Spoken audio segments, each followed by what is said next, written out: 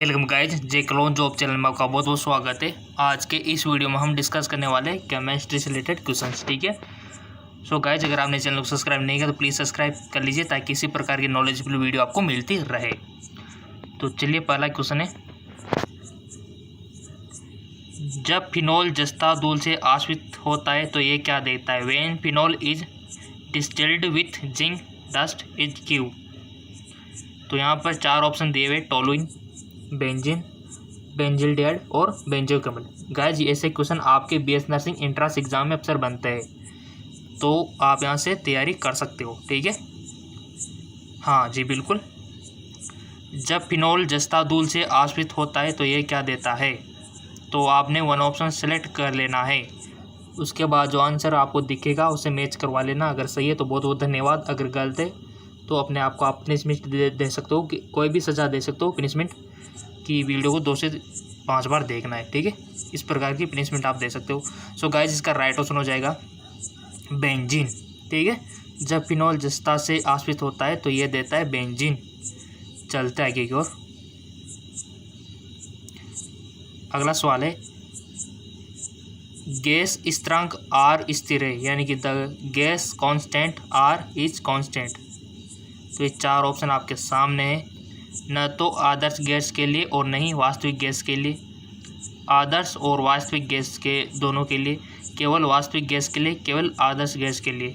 Gas स्थिरांक are स्थिर है, किसके लिए स्थिर है? कांस्टेंट किसके लिए है? टिक लगा दिया होगा आपने। तो इसका राइट ऑप्शन हो जाएगा गाइज आपका केवल आदर्श गैस के लिए ही ये गैस स्थिरांक आर है। ठीक है, और गाइज अगर आपने फिजिक्स का भी मैं करवा चुका हूँ, नीचे डिस्क्रिप्शन लिंक दे दूंगा भौतिक विज्ञान का, उसको भी जाके देख लेना, हम करवा चुके। इसमें हम रसायन विज्ञान का देख रहे। ठीक है,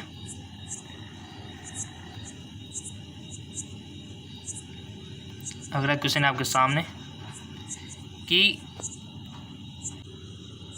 अगला क्वेश्चन है, घन कपास प्राप्त होती है जब सांद्र नाइट्रिक एसिड के साथ अभिक्रिया करता है। Gun cotton is obtained when जब constant nitric acid react with glycerine, cellulose, starch, glycogen. किसके साथ रिएक्ट करेगा नाइट्रिक एसिड? तब जाके बनेगा। तो इसका राइट ऑप्शन हो जाएगा, टिक लगा लिया होगा आपने, तो इसका राइट ऑप्शन हो जाएगा सेलुलोज। ठीक है, सेलुलोज इसका करेक्ट ऑप्शन हो जाएगा। चलते आगे की ओर। बहुत अच्छा क्वेश्चन है, ग्रेफाइट है, इसके लिए चार ऑप्शन आपके सामने दिए हुए हैं। ग्रेफाइट इज विद्युत का बुरा चालक, यानी कि bad conductor of electricity, bad conductor of heat, good insulator, या फिर गुड इंसुलेटर ऑफ हीट। विद्युत का बुरा चालक, उष्मा का बुरा चालक, अच्छा कुचालक, उष्मा का अच्छा चालक। तो आपको राइट ऑप्शन पे टिक लगाना है, तो लगा दिया होगा। इसका राइट ऑप्शन हो जाएगा गाइज आपका उष्मा का अच्छा चालक। ठीक है, good conductor of heat. Next,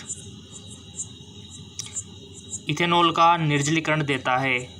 dehydration of ethanol, ethane, acetylene, ethylene, acetic acid. So guys इसका करेक्ट ऑप्शन हो जाएगा आपका एथिलीन। ठीक है, यानी कि एथेनॉल का निर्जलीकरण जो देता है एथिलीन देता है। बहुत अच्छे क्वेश्चन है गाइज, ऐसे क्वेश्चन आपके एंट्रेंस एग्जाम में बनते हैं। तो यहाँ पर अगला क्वेश्चन है,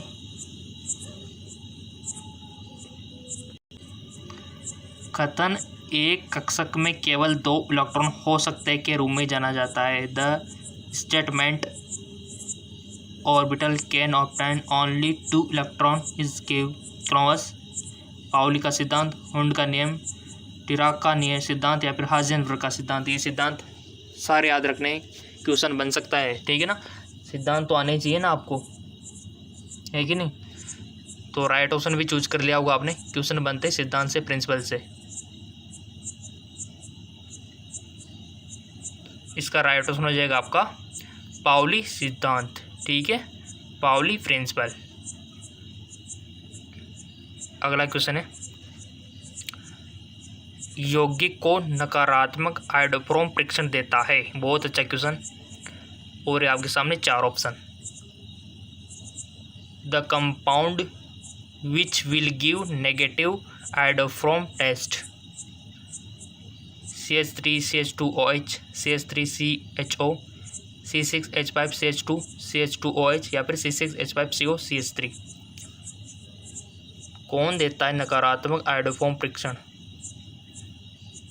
टिक लगा दिया? देखो टिक लगा लो, क्योंकि आपका थोड़ा प्रैक्टिस हो जाए इससे, कि और क्या। आप गलती से बट टिक लगा दो, ताकि आपको भी अंदाज़ा लग जाए कि हम कितनी गहराई में हैं, ताकि उसी प्रकार से आप तैयारी कर सको। आप ही का ही फ़ायदा है। लगा दिया टिक? तो चेक, क्योंकि आंसर तो मैं बता रहा हूँ, आप टिक लगाओ या ना लगाओ, आंसर तो मैं बता ही हूँ, बट आपकी प्रैक्टिस हो जाए तो बेस्ट है। तो लगा दिया? तो इसका राइट ऑप्शन हो जाएगा C6H5CH3 CH2OH। ठीक है, ये इसका राइट ऑप्शन हो जाएगा C6H5CH2 CH2OH, यानी कि ये यौगिक नकारात्मक आयोडोफोम परीक्षण देता है। अगला है आपका, कितने अच्छे क्वेश्चन है गाइस। अगला है, यह जांचने का सबसे अच्छा तरीका है कि स्पष्ट द्रव पानी होगा या नहीं।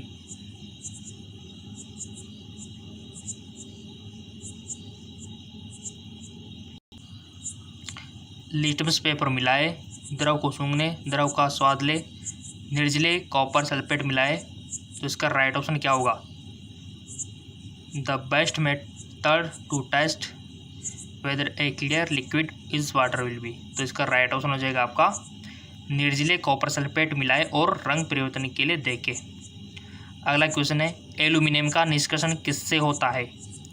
Aluminium is extract from magnetite, alumina, bauxite, haematite. बहुत अच्छा क्वेश्चन है। एल्यूमिनियम का निष्कर्षण किससे होता है? तो इसका राइट ऑप्शन हो जाएगा आपका बॉक्साइड। ठीक है, बॉक्साइड से होता है। अगला क्वेश्चन है, नायलॉन बनाने में उपयोग की जाने वाली कच्ची सामग्री है। नायलॉन बनाने में उपयोग की जाने वाली कच्ची सामग्री methyl methacrylate, butadiene, adipic acid, ethylene. Guys channel को सब्सक्राइब कर लो, ताकि फोरम वोरम आया, ताकि आपको पता लग जाए। कोई भी रिजल्ट आए, आपका आंसर किया है, काउंसलिंग हो जाएगी, सब कुछ जानकारी इसी चैनल पर अवेलेबल हो जाएगी आपको। ठीक है, बीएस नर्सिंग के फॉर्म कब भरेंगे, रिजल्ट कब आएगा, काउंसलिंग कैसे होगी, एडमिशन की प्रोसेस क्या है, old question paper, multiple choice question तैयारी, सब कुछ मिलेगा, सब कुछ। ठीक है ना, तो सब्सक्राइब कर लो, फ़ायदे में रहोगे आप। और इसका आंसर आपने चूज कर लिया होगा। नायलॉन बनाने में उपयोगी की जाने वाली कच्ची सामग्री, तो कच्ची सामग्री क्या होगी? टिक लगा दिया? Check now. Adipic acid.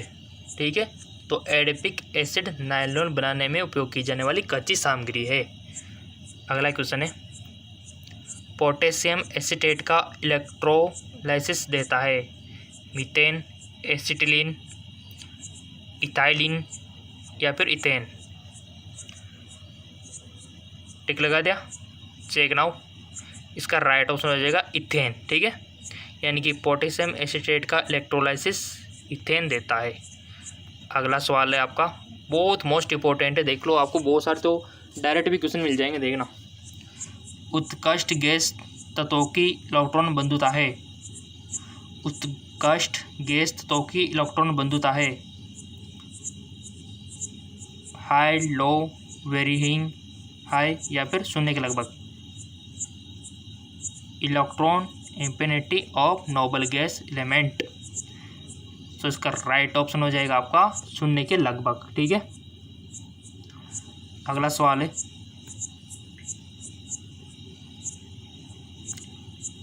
आपको बताना है सूत्र Cl3CCH वाले यौगिक का IUPAC नाम आपको बताना है, और IUPAC नाम तो IUPAC नाम तो सारे याद रखने हैं आपको।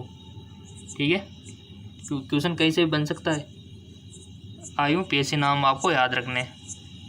तो इसका क्या होगा? Cl3CCHO का IUPAC नाम, तो इसका राइट ऑप्शन हो जाएगा आपका 2,2,2 ट्राइक्लोरोइथेनॉल। ठीक है, इसका आईपीसी नाम हो जाएगा।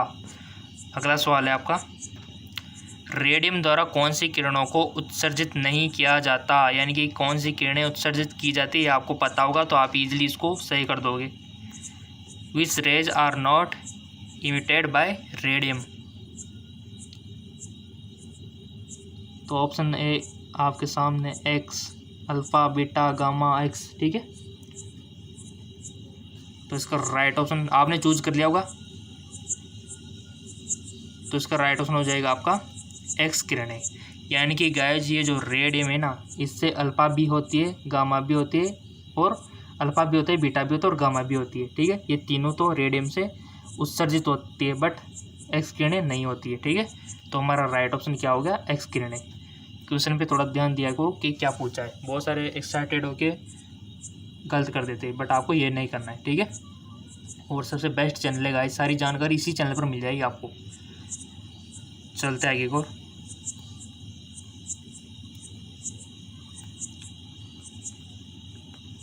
बीएस नर्सिंग क्वेश्चन है, देख सकते हो, ठीक है। पोर्टलैंड सीमेंट यानी कि चूने को छोड़कर का एक प्रमुख घटक है, तो इसका सिलिका राइट ऑप्शन हो जाएगा, ठीक है। पोर्टलैंड सीमेंट चूने को छोड़कर एक प्रमुख घटक है सिलिका। बहुत अच्छे क्वेश्चन है, लाइक तो बनता ही है, क्योंकि आपको मिलते रहे बाद में भी ये लाइक आए तो, कि है कि नहीं। किस अयस्क का झाग प्लावन विधि से सांद्रण होता है। झाग प्लावन विधियाँ तो सारी रखनी है आपको, दांतों की, ठीक है। Which ore is concentrate by flotation method. क्लोरिस अयस्क, हेमाटाइट अयस्क, सल्फाइड अयस्क, बॉक्साइड अयस्क। सो इसका राइट ऑप्शन हो जाएगा, टिक लगा लो आप गाइस, गलती से ही बट टिक लगा लो, आपकी प्रैक्टिस अच्छी होगी। लगा दिया, तो इसका राइट ऑप्शन हो जाएगा सल्फाइड अयस्क, ठीक है। ताकि वीडियो खत्म होते आप एनालिसिस कर सको कि कितने हमने गलत किए और कितने सही थे, ठीक है। इसलिए टिक लगाना जरूरी है पहले। सल्फाइड अयस्क, किस अयस्क का झाग प्लावन विधि से सांद्रण किया जाता है, सल्फाइड अयस्क का। अगला है आपका, निम्नलिखित गैसों में से कौन सी एक परमाणु अवस्था में मौजूद होता है, nitrogen, helium, carbon dioxide, oxygen. Which of the flowing gas exist in the monoatomic state. तो इसका राइट ऑप्शन आपको बताना है। एक परमाणु अवस्था में मौजूद है nitrogen, helium, carbon dioxide, oxygen, तो इसका राइट ऑप्शन हो जाएगा आपका हीलियम, ठीक है, जो कि एक परमाणु अवस्था में मौजूद है। अगला सवाल है, कितने इजी क्वेश्चन है गाइस, अगर पढ़ोगे तो सब इजी है, ठीक है। निम्न में से कौन पानी में सबसे अधिक घुलनशील है, AgCl, AgI, Ag2S या फिर आपका AgBr। सबसे ज़्यादा घुलनशील पानी में